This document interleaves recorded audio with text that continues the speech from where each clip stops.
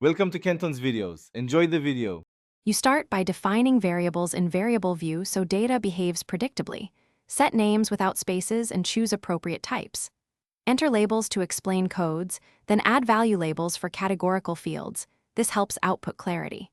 Once done, set missing values and measurement level nominal for categories, scale for continuous, so SPSS applies correct statistics.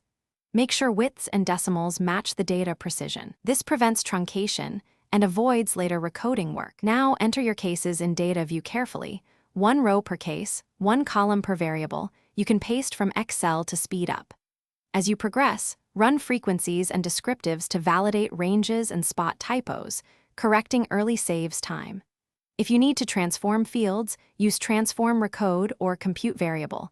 This preserves originals and documents changes.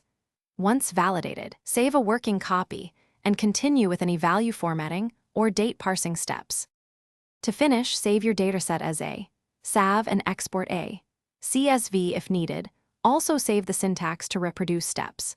Use syntax to rerun transformations and keep a clear audit trail. This is why you defined variables formally. If analyzes yield unexpected results, check variable types and missing value codes first, then rerun frequencies to find anomalies. Finally, make a backup copy and lock down a clean version so you can always revert if problems appear. Thanks for watching. Consider subscribing if we helped you.